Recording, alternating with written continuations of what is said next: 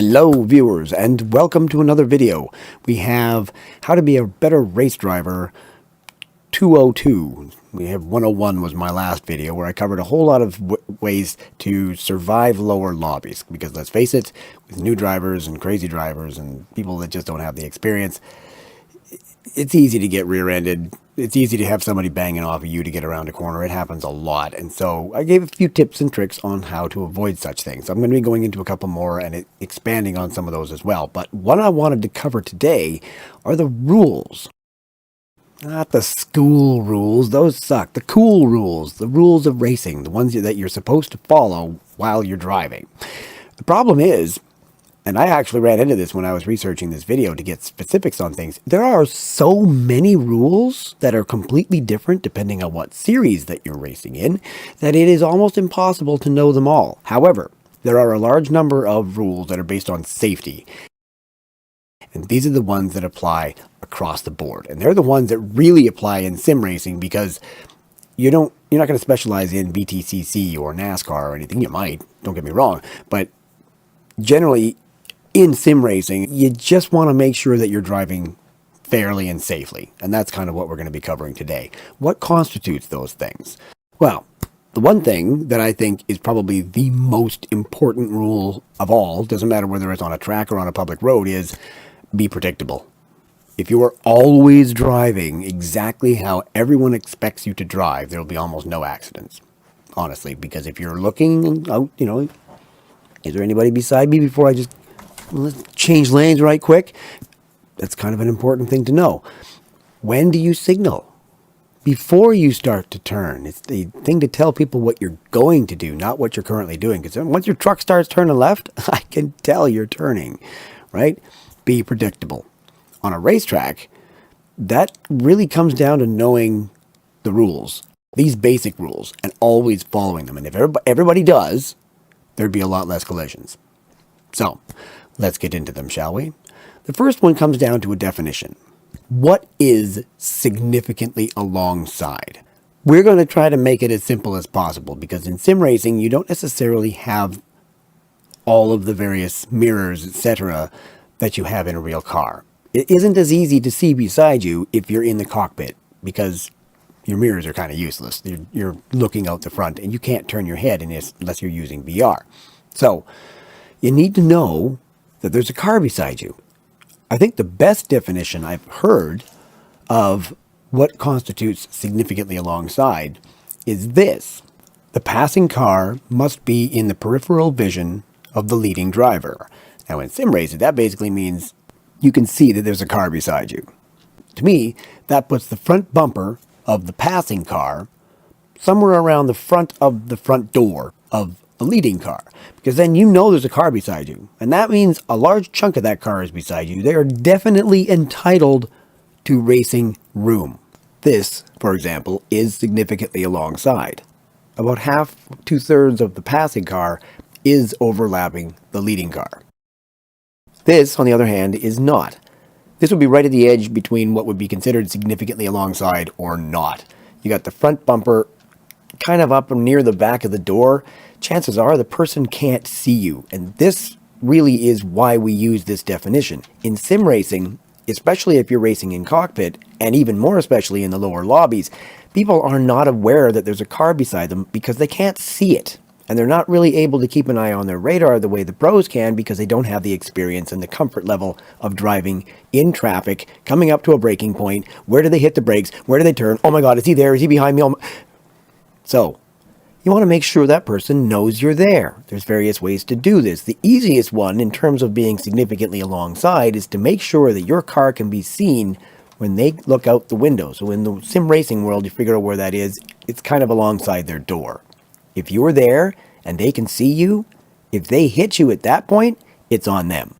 But if you force them off the track at that point, you're that guy. Don't do that.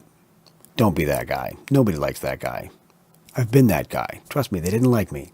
So if we were to adhere to that as a definition of what is significantly alongside, then how does that come into play when you're doing various racing? For this one, it comes down to the apex. So we're going to take an example of what is significantly alongside. Do you like my amazing drawings? Got a whole bunch of them for you. So in this one, we're looking at an example of what is actually significantly alongside. The red car is the attacking car, and the blue car is the leading car trying not to be passed. In this case, coming up to the corner, there's enough of the red car alongside the blue car, you can definitely call it significantly alongside. And as they come out of the corner, both cars have to give each other space. The blue car is not allowed to run the red car off the track. You become that guy. Don't be that guy. Okay, so that's significantly alongside. Now we're going to look at an example of what is not significantly alongside. So, you know, when you get yelled at from some dude trying to dive bomb you and killing himself and putting himself into the corner because he was totally alongside you, man.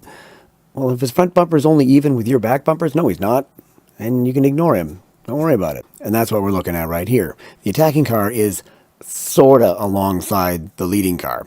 The front of the bumper is alongside, the back bumper of the other car. There's part of the car is there, but it's not significantly alongside. And in this case, the blue car does not have to give space on the racing line. He can just zoom out and take the normal racing line and force the other guy wide. The other car is obliged to back out of this particular maneuver and try again later. The problem is with sim racing is most people don't. They'll try to hold it out around the outside, and then they give you a big old blast on the chat when you didn't give him space. He's not entitled to space, but if you end up in an accident in Gran Turismo 7, if you force somebody off the track, you're going to get a penalty. In AC or ACC or all these other games, you're going to get a safety rating ding. So it's not worth taking the chance. Just give them space if you can, but don't force them off the track. It's just better racing. It's safer racing. It's less likely to get you in trouble. So here we have pretty much exactly the same situation, but with the attacking car on the inside line. In this case, they both have to give space. The red car is not allowed to push the blue car off the track, and the blue car is not allowed to cut in to the apex against the nose of the red car. To do otherwise would make you that guy. Don't be that guy. And here we have, of course, exactly the same situation, attacking car on the inside line, but obviously not significantly alongside. In this case, these likely come about from dive bombs, from somebody getting into a door that's going to close because they're not entitled to the space. And this is the one that creates the most accidents. The person on the outside line knows that they're entitled to this space. They're turning into the apex. There's nothing they can do to change that without obviously jeopardizing their own line and their own race. But the dude tries to stick his car in there.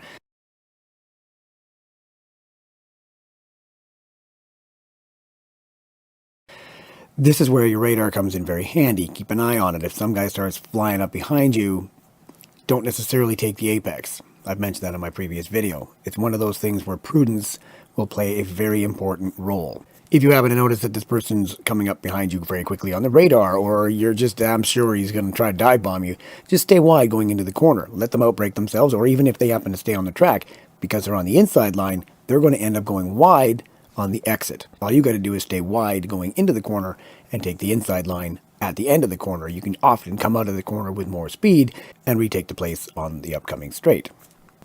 Here we have Max actually on the outside line making the overtake, but it illustrates the old switcheroo extremely well. So now if you happen to be the attacker, there's a little tactic that you can use called parking it on the apex. Now, you're not literally allowed to park on the apex, and you're not even allowed to slow down significantly. The trick is to slow down enough that it times it so that when the person would do the old switcheroo, your car is still there. And it's a matter of just not accelerating as quickly as you normally would, is usually all it takes. But it means that that person who's going into the corner wide and trying to cut back underneath you can't. And then they don't get that extra acceleration out of the corner, and they can't overtake you on the straight, and you keep the space. So parking it on the apex is legal when it's not done in an obstructive or dangerous way. So next we have the one move rule, which is a fairly long-winded thing that basically says you can make one move to defend your position when you're heading down toward a braking zone in a full throttle section, and that's it. You're not allowed to move again. You're not allowed to swerve back and forth. You're not allowed to do anything. You can make this move as quickly or as slowly as you want. You can sloop over to that side of the track and be like, nope, this is my line. Or you can leisurely, casually make your way over there. As long as it's only one move and you don't drive into the other car and you don't force them off the track and you don't leave the track without justifiable reason. That's it. That's basically all it says. It's important to understand why. This is one of those rules where if you keep swerving back and forth, at some point you're going to get hit. The person's going to try for an overtake, and you're going to try to block them, not realizing they're right behind you, or in this case, partly alongside you, and you're going to swerve over and hit them. One of you is going to spin, guaranteed. So you're allowed to move once. You can move to the left, you can move to the right. That's it. You have to stay there. End of story. To do otherwise is unpredictable, and yeah, you guessed it, makes you that guy. Next we have moving under braking. This is basically the same kind of category as what we've been looking at, where you're not expected to do any kind of weird direction changes. Don't do anything unpredictable. The rule reads as follows. Maneuvers liable to hinder other drivers, such as deliberate crowding of a car beyond the edge of the track or any other abnormal change of direction, are not permitted. So when you're coming into a braking zone and you're on the outside line, you have to stay there. You can try for the switcheroo if you like, but you can't suddenly swerve over and take the inside line to block the attacking driver. If you do that, you're likely going to get rear-ended. There's definitely going to be a collision of some kind, and at least one of you is going to spin. Same with if you're on the inside line. You can't just zoom over to the outside line if the person's beside you, because you're going to run into them, and that's illegal. For an example, let's go back to the 2016 Spanish Grand Prix, where Rosberg moved quite late to block Lewis. Right here. And this was the result. Lewis collected Rosberg, and the two of them ended up completely out of the race. The only thing you can do, and it is often advised, is to back out of the attack, get onto the racing line, get the apex correctly so that you can come out of that corner with as much speed as possible. Most of them lead onto a long straight, and that long straight gives you a much better chance of doing an overtake than trying to kill the person in a corner. Now, there are a couple of other rules that do apply to all racing that I'm not going to go into any detail on because they're really obvious. One is, don't drive into another car. And the other one is, don't drive another car off the track. They don't get any more clear than that. You're not allowed to cause a collision. You're not allowed to force another driver off the track. That comes down to, are they significantly alongside? Are they entitled to space going around the corner? If they're not, it's your choice whether you cut them off and hope they back out of the attack or knock them off the track and end up with getting a penalty. Again, prudence plays a role. Well, there you go, folks. Those are the major rules of racing that apply to any series that you will ever take part in. There are some extra ones and some little ones and some fine details that come into play in various series, and I recommend you look them up as well. I might start doing individual episodes, one on NASCAR, one on Formula One, etc., etc.